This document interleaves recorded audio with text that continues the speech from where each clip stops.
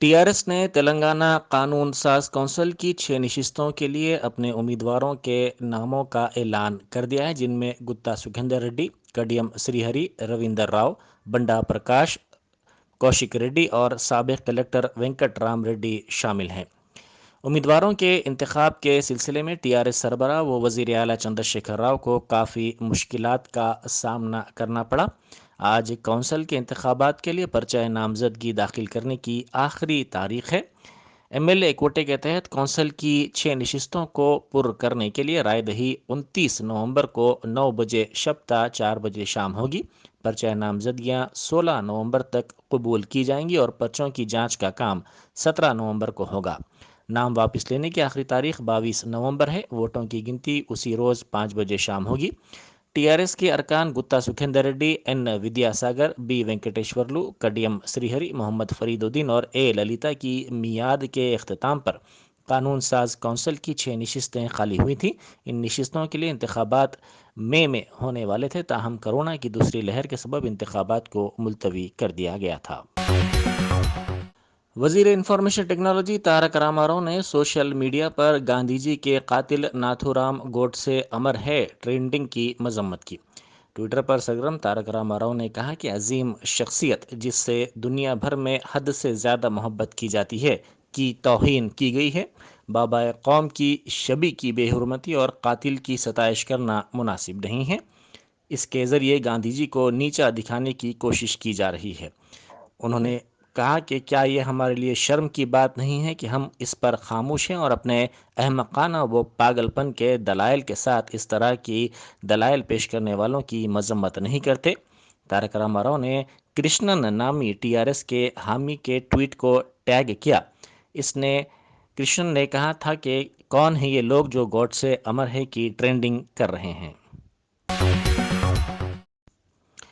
Barrister Asad الدین Owaisi M P و صدر کل ہند مجلس اتحاد المسلمین کی ہدایت پر کاروان کے مجلسی رکن اسمبلی جناب کوثر محی الدین نے آج صبح زونل کمشنر روی کرن کے ساتھ ٹولی چوکی، شاہ حاتم تالاب، گنبدان Qutb Shahi, Ahmad colony, Baghdad colony, افسر کالونی، ہدا پارک اور دیگر علاقوں کا تفصیلی دورہ کرتے ہوئے مختلف مسائل سے واقفیت حاصل کی۔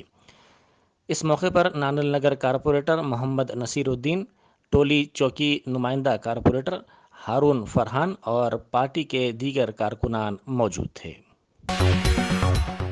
جنگاؤں میں بی جے پی کے قائدین کا ہنگامی اجلاس ہونے والا ہے۔ بنڈی سنجے پر حملے کے خلاف اور اجناس کی خریداری کے مسئلے پر اس اجلاس میں تبادلہ خیال کا امکان ہے۔ بنڈی سنجے پر حملے کے خلاف بی جے پی قائدین کے امکانی احتجاج کے پیش نظر ضلع کریم نگر میں احتیاطی اقدام کے طور پر گرفتاریاں جاری ہیں۔ اسی دوران راجنا سرسیلا کے B J P leader Rama Krishna کو نظر بند کر دیا گیا ہے۔ اسی طرح بی جے پی ورنگل اربن کی صدر رام پدمنا کو بھی نظر بند کر دیا گیا ہے۔ ممبئی میں کرکٹر ہاردک پانڈیا کی 5 کروڑ روپے مالیت کی 2 مہنگی گھڑیوں کو کسٹم کے عہدیداروں نے ضبط کر لیا۔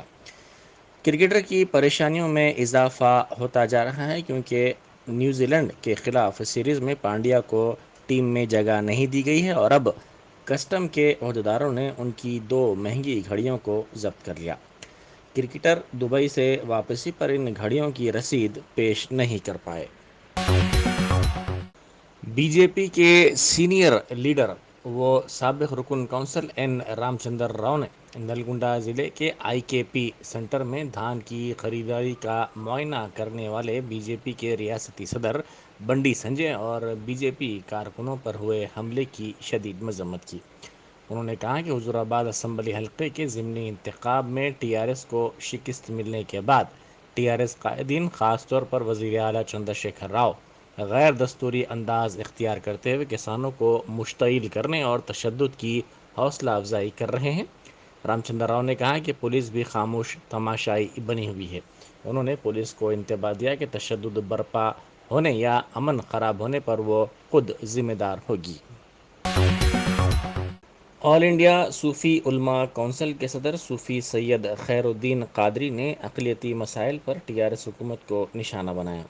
انہوں نے میڈیا سے بات کرتے ہوئے کہا کہ حکومت تقریباً محاذوں پر ناکام ہو چکی ہے۔ انہوں نے کہا کہ حج کمیٹی، اردو اکیڈمی، اقلیتی مالیاتی کارپوریشن، اقلیتی کمیشن کو پر نہیں کیا گیا ہے۔ انہوں نے کہا کہ وقف بورڈ کے صدرنشین کی میعاد بھی جلد ختم ہونے والی ہے۔ اس طرح حکومت کی مسلمانوں کے ساتھ بے حسی سامنے آ گئی ہے۔ انہوں نے کہا کہ TRS حکومت اپنی ساکھ متاثر کرتے جا رہی ہے۔ وزیر اعلیٰ صرف وعدہ کرنا جانتے ہیں، ان پر عمل کرنا نہیں جانتے۔ ایبٹس ٹریفک پولیس نے گاڑیوں کی تلاشی کے دوران ایک گاڑی کو ضبط کر لیا۔ اس گاڑی پر تقریباً 30,000 روپے کے زیر التوا ٹریفک چالانات تھے۔ راجندر نگر پولیس اسٹیشن کی حدود میں پولیس نے ATM سے رقم کی چوری کرتے ہوئے چور کو رنگے ہاتھوں گرفتار کر لیا۔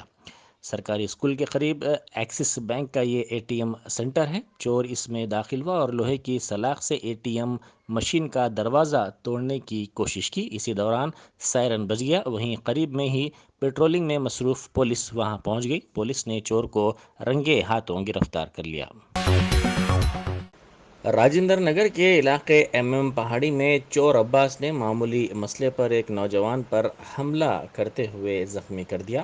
تفصیلات کے مطابق MM پہاڑی چشمے کے قریب رہنے والے ریحان اپنے دوست کی دعوت میں جا کر آ رہے تھے کہ چور عباس خواتین سے چھیڑ چھاڑ کر رہا تھا۔ ریحان نے اس پر اعتراض کیا، جس پر عباس نے ریحان پر حملہ کرتے ہوئے انہیں زخمی کر دیا۔ ریحان نے اس بات کی شکایت عطاپور پولیس آؤٹ پوسٹ سے کی، جس کے بعد پولیس نے انہیں دواخانہ بھیج دیا اور اس سلسلے میں ایک کیس درج کر لیا۔ نلگنڈا ضلع میں چلتی کار میں اچانک آگ لگ گئی۔ اس واقعے میں کار میں سوار 2 افراد معمولی طور پر زخمی ہو گئے۔ یہ واقعہ ضلع کے چندم پلی اسٹیج کے قریب ہائی وے پر اچانک پیش آیا۔ بتایا جاتا ہے کہ اس تیز رفتار کار کو چلانے والے نے اس کا توازن کھو دیا، جس کے نتیجے میں یہ کار الٹ کر سڑک کے کنارے گر گئی۔ اسی دوران کار میں آگ لگ گئی۔ اس واقعے کے ساتھ ہی وہاں سے گزرنے والے افراد نے کار کے جلنے کا منظر اپنے سیل فونز کے کیمروں کے ذریعے قید کر لیا اور دیکھتے ہی دیکھتے اس واقعے کی ویڈیو سوشل میڈیا کے مختلف پلیٹ فارمز پر تیزی کے ساتھ وائرل ہو گئی۔ کاماریڈی مستخر میں بارش کی وجہ سے دھان کی کٹی ہوئی فصلیں گیلی ہو گئیں۔ کاماریڈی ضلع مستخر میں کل شام اچانک بارش ہوئی، جس کی وجہ سے دھان کی کٹی ہوئی فصلیں گیلی ہو گئیں۔ کاماریڈی ٹاؤن کے گنج مارکیٹ یارڈ میں کسانوں نے یہ دھان فروخت کے لیے رکھی تھی۔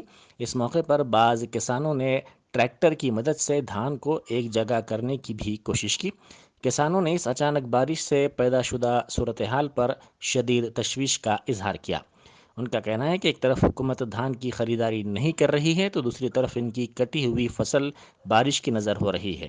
واضح ہے کہ ریاست کے بعض اضلاع میں گزشتہ ایک ہفتے کے دوران ہوئی بارش کے سبب کٹی ہوئی فصلوں کو نقصان پہنچا ہے۔ سرسلہ ضلع میں 6 کمسن طلبہ ڈیم میں غرق ہو گئے۔ ان میں 3 طلبہ کی لاشیں برآمد ہوئی ہیں، جبکہ مزید 3 کی تلاش کا کام جاری ہے۔ تفصیلات کے مطابق سرسلہ ضلع کے مانیر چیک ڈیم میں گزشتہ روز نہانے کے دوران 3 طلبہ ڈیم میں ڈوب گئے۔ انہیں بچانے کی کوشش کے دوران مزید 3 بھی پانی میں غرق ہو گئے۔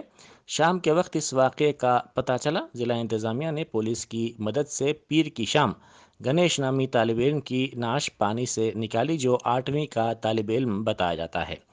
رات میں تاریکی کی وجہ سے مزید لاشیں نہیں نکالی جا سکیں۔ اسی دوران ریاستی وزیر انفارمیشن ٹیکنالوجی تارک راما راؤ نے اس واقعے کی اطلاع پر حیدرآباد اور کریم نگر سے ریسکیو ٹیموں کو روانہ کیا۔